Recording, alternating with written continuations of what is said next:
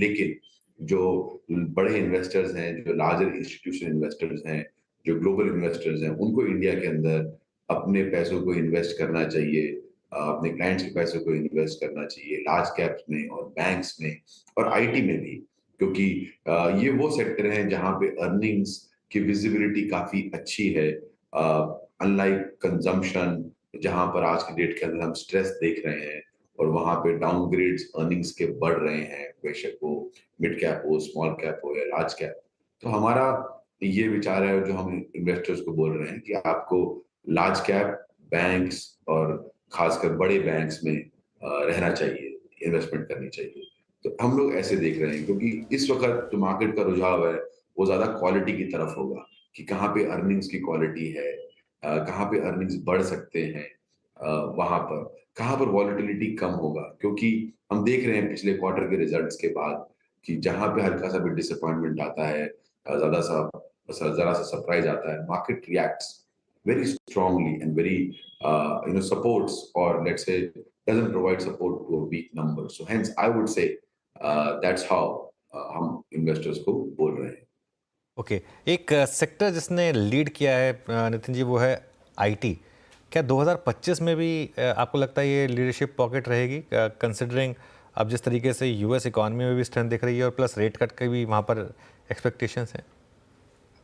बिल्कुल सही कहा आपने। हमारा अगले एक साल का जो हमारा कॉल है, हमारे जो 4 या 5 बड़े इंस्टीट्यूशन इन्वेस्टर्स के लिए हमने अपने रिकमेंडेशन दिए हैं कि आपको क्वालिटी और लो वोलेटिलिटी में रहना चाहिए, आपको लार्ज कैप में रहना चाहिए, आपको मेगा कैप्स के अंदर विद इन द निफ्टी रहना चाहिए। बट जो हमारे सेक्टर्स की प्रेफरेंस है उसके अंदर हमारा बैंक्स और आईटी सबको ओवरवेट बोला है, जबकि हमारी कवरेज के अंदर हमारे एनालिस्ट को लगता है कि शायद एस्टिमेट बड़े हुए हैं वहां पे। बट हमने पास्ट में भी देखा है फेड रेट कट के बाद ये सेक्टर में बाउंस आता है। सो हेंस हमारा विचार तो यही रहेगा कि अगले 2025 में एटलीस्ट पहले 6 महीने से लेकर 9 महीने के लिए सेक्टर एलोकेशन के अंदर आईटी और बैंक्स खास रहने चाहिए, आईटी फॉर श्योर।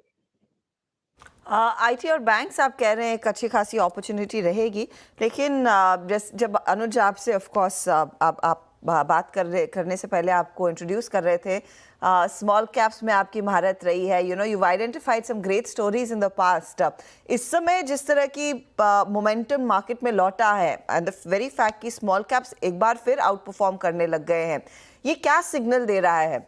क्या अभी भी रिटेल निवेशकों के हाथ में क्वालिटी स्टॉक्स हैं या फिर it's anything that's coming their way? और इस अपॉर्चुनिटी को कैसे सबसे बेहतर तरीके से भुनाया जाए जो स्मॉल कैप्स में इस समय है रीसेंट करेक्शन के बाद? हमारे देश के अंदर जो सबसे बड़ा बदलाव आया है पिछले 2 या 2.5 साल के अंदर, करीबन 150 से 200 स्टॉक लिस्ट हुए हैं स्मॉल कैप मिड कैप के अंदर। इसमें कुछ बेहतरीन बिजनेस लिस्ट हुए हैं and many of these businesses could go out to become multi-baggers for investors even if they were given at expensive valuations. So मुझको ऐसा लगता है कि इस कंट्री का हमेशा होता है साइकिल के अंदर, अगर 100 स्टॉक लिस्ट होते हैं तो 36 या 20 स्टॉक उसमें से जाके मल्टी बैगर बनते हैं। तो आई थिंक इन्वेस्टर्स को अपना काम करना चाहिए एंड भी हम लोगों को दिखता है आज की डेट के अंदर कि for the last few years quarters institution investors को बहुत स्मॉल कैप और मिड कैप में फ्लोज आ रहे हैं। सो एंड थीमेटिक लॉन्चेस हो रहे हैं फंड्स के।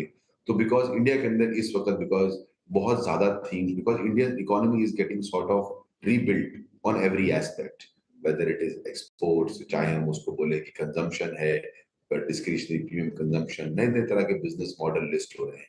तो इससे आपको हर इन्वेस्टर को डिपेंडिंग अपॉन उसके पास कितने पैसे हैं, कितना उनको लगाना है पैसा एक स्टॉक के अंदर, बहुत अपॉर्चुनिटीज है। तो इस वक्त इंडिया इज बिकमिंग, जैसे यूएसए के अंदर 8,000 या 10,000 स्टॉक लिस्टेड है, जैसे यहाँ पर भी आज की डेट के अंदर जहाँ पहले 200 स्टॉक इन्वेस्टेबल यूनिवर्स थे 600-700 है। लेकिन सबको सोचना चाहिए अच्छे प्रमोटर, अच्छी बैलेंस शीट, अच्छा बिजनेस, एंड मोर इम्पोर्टेंटली जो मेरा फेवरेट टॉपिक है कि scalable businesses, because India is a market जहाँ पे हमारा 2400-2500 per capita GDP restricts how much business we can build. So hence आज के कुछ प्रमोटर जो ग्लोबली बिजनेस बना रहे हैं, खासकर आप देख सकते हो जो आज कुछ दिन पहले कुछ आईपीओ खुले हैं जो हेल्थ केयर सर्विसेज ग्लोबली उनमें प्रोवाइड करते हैं, not pharma, not health care, but services to healthcare companies. It's a very interesting sector that has opened up after IT services over the last 20-25 years. हम जहाँ सुनते हैं कि India के पास एक अपॉर्चुनिटी है सर्विसेज की स्पेस के अंदर, इट स्पीक्स। ऐसे बहुत सारे सेक्टर्स फॉर्म हो रहे हैं और जहाँ पर अपॉर्चुनिटीज है। आप हॉस्पिटल सेक्टर देख लीजिए, आप ज्वेलरी सेक्टर देख लीजिए। तो ये मेरे रिकमेंडेशंस नहीं, बट मैं बोल रहा हूँ कि इस देश के अंदर बहुत सारे बिजनेसेस बन रहे हैं जहाँ पर छोटे निवेशक और even family offices, institution investors should focus on